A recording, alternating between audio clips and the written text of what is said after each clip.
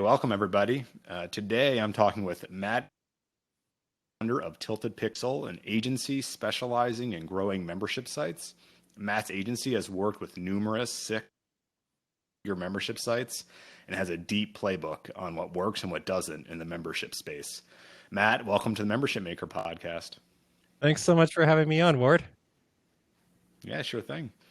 So a big concern for creators is how to convert members to higher tiers. What's your take on that? Yeah, so there's a few things here. It all starts with setting up your tiers correctly, though. So you're setting yourself up for success by actually taking the time to figure out what those tiers should be. And what happens is a lot of people do it as an afterthought. So they'll set up the base membership, you pay X dollars a month for a year and you get so, and so. And they think to themselves, well, wouldn't it be nice if we had a higher tier? And then they try to think of something that kind of sounds valuable that they could throw on there, right? So in addition to the membership site, you get these bonus videos every month or access to this podcast or just more stuff. And unfortunately, we live in a world that's very content rich. Most people already have access to enough stuff. And what they're willing to pay for is a better solution to their problem or a solution to a more expensive problem. So when we think about creating tiers, and we've been able to do this for clients where we've really been able to move the needle on revenue, is to actually look at who your audience is and see if there are natural segments that your audience falls into. So the example I like to use, for example, is car repair. So let's pretend you have a car repair membership site and you realize after surveying your audience, talking to them, figuring out who they are, that there's actually two types of people. There's the weekend DIYers that just like to work on their car in their driveway and do stuff on it. And then there's actual professional mechanics who are using it to get really detailed information on maybe obscure repairs or something. But the person that's the professional mechanic is actually making money off of this content, whereas the person that's DIYing their own car, they're just doing it to fix their own car, probably have some fun in the process. They're going to be a lot more price sensitive, and they're also going to have very different needs than the mechanic. For example, the DIYer just needs the basic repairs that you can do in your driveway. They're not going to be doing a transmission or an engine swap, whereas the professional will be. So then you can start tearing it down where, at the base tier, you only get access to certain common models of cars. You got your Fords, your GMCs, your Toyotas.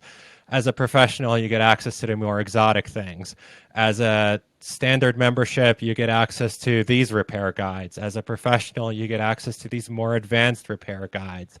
And suddenly, you're not just trying to get someone to pay you more money because you want more money. You're actually splitting it based on who is receiving what type of value from the membership and how they're using it.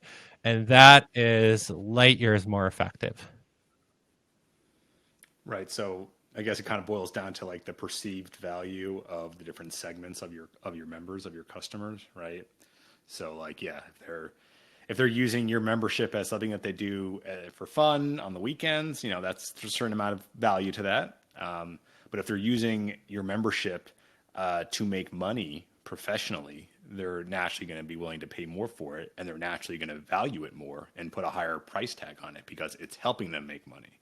So that makes a lot of sense. I guess the one thing there that people would need to know, it's okay, that makes sense in theory. I think most people would agree with all of that. What if you don't know the segments of your customers, or it's not, it's a little murky. It's I have some people that are kind of in this industry. I have some people kind of in that industry. Some are using it professionally. Some are, aspirational. How would you recommend people kind of figure out the different segments of customers that they have? I'll tell you what we do for our clients, and we do two things. First of all, we survey their audience, and it sounds like the most obvious thing, but we also find people are almost never surveying their audience enough and really figuring out who it is that they are. So part of it is actually send the survey, and part of it is ask the right questions. So if you really don't know who they are, then you ask very open-ended questions. What is it that you do? Why did you buy the membership in the first place? And so on and on. Find a question set that's right for you. If you already kind of have an idea of what those buckets are and you're just trying to figure out the distribution, then you can start actually asking them, are you this, or this? and they can self-select into one of those. But get that survey out and start mining that data. And like we spend tons and tons of hours going through these surveys, going through every single response, categorizing them, and drilling deep into the patterns that emerge. And that's incredibly valuable to do, whether you're hiring someone to do it or you're doing it yourself. Put into work. And then the second thing that we do is usually after we send out a survey, then we actually do customer interviews. So we actually get people on the phone or on Zoom and we have conversations about what their challenges and pain points are, how they use their site, and dig deeper and deeper into these problems. And by the time we've done all that, it's pretty much guaranteed that we found some patterns. It would be a very unusual business where everybody is different and there's absolutely nothing binding them together. Like even take something incredibly general, like a business we all know, McDonald's. There's going to be a lot of different professionals in the drive-through, right? They're all doing different things. They're of all different ages. It's just an incredibly universal product. But what binds them all together is they're in a hurry and they probably want something cheap, fast, and easy. And that's what binds them together. Right. And then that probably segments down further. There's the people in the drive through and then there's the people eating in the restaurant. And that might be a very different pattern that you find. So they definitely exist. And what you're looking for is you're looking for those broad stroke patterns, right? So you want like 2 or 3 buckets in your business, not 20. Then you've gone too deep, right? Because you can't really practically have 20 tiers. Right. And do you have like a recommended like sample size of like, I need, if you get 10 of these surveys back, is that enough to make a conclusion? Or do you think you need like 100 or 50? Is there kind of like a minimum threshold? Oh, that is a fantastic question. So if your audience size is small enough that you're getting 10 responses back, definitely survey your audience, definitely do customer interviews. The beauty of it is when your business is that small, you can talk to anybody that'll talk to you, and that's fantastic. But at that point, I wouldn't necessarily worry about creating tiers.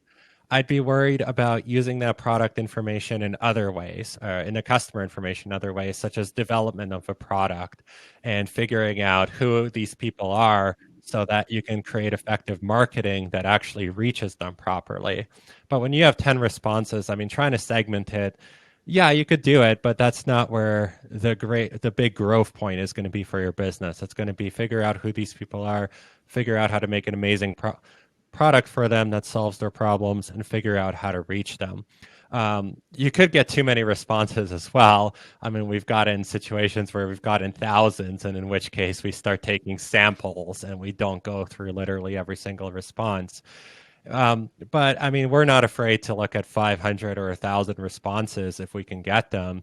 And even if you can get like 200 or 300, that's certainly valid and can tell you a lot. Yeah, and one last quick point. I think it's important for people to remember that surveys are good. There's obviously flaws to any survey, and it's easy. It's easier for you as a site owner to do a survey than it is to get on the phone and talk to somebody. And some people are also shy about that or just not as comfortable. And so they kind of look for reasons not to get on the phone with customers or not get on a Zoom call. And I strongly advise against that. There is definitely a lot of qualitative feedback, and there's just nuances to people's body language and the way they say things even if you're asking the exact same questions that are on the survey, just to hear them say it will give you different feedback than just reading it as text in an Excel sheet. So just something to keep in mind that if you're one of those people that has a natural aversion to getting on the phone, you got to kind of fight past that. You're not, I don't know of any business that's been successful that has only done surveys and never actually speaks to people on the phone or through Zoom. Yeah, it's a completely different level of detail, right? Someone might give you a 1 or 2 sentence answer in a survey, but you get them on the phone. First of all, they're way more likely to tell you more. But then the beauty of this is you can always ask why. And that's the most powerful question in the world. And you can ask it several times, and then you can finally dig into what the real reasons are. For example, maybe they joined your site because you have a gardening site and they want to learn how to build a better garden. And that's what they answer in the survey. And then we go and get them on the phone, and then we can ask them, well, why do you want to build a better garden? And that's really where their big value is, because then suddenly you realize, okay, what does the garden mean to them? Do they want to do it because their parents and grandparents have gardened and this is, just what their family does? Is it because they're trying to grow organic food for their family? Is it because they want a really pretty landscape and have lots of flowers and bees and everything? There's a lot of reasons people would get into it. And when you dig deep enough and you get the real answers, then you can make the product and the marketing that just speaks to exactly that problem. Matt, thanks for taking time to talk with us. We really appreciate it. Would you like to share any resources or recommendations for folks that are trying to learn more about Tilted Pixel? Yeah, absolutely. Well, first and foremost, just go to our website, tiltedpixel.com. And right there on the homepage in the footer, you can find our newsletter. You can subscribe there. You'll immediately get a few lessons on optimizing your membership site. And we also periodically send out more information, more ideas on how you can grow your membership site. And of course, if you want to work with us, then that's the same resource, tiltedpixel.com. Get in touch and let's see if we're a fit. Excellent. And I just want to really throw my hat behind Matt here for folks to definitely reach out. They definitely know what they're talking about, and they can definitely help you scale up your membership. So thanks again, Matt. Thanks so much, Ward.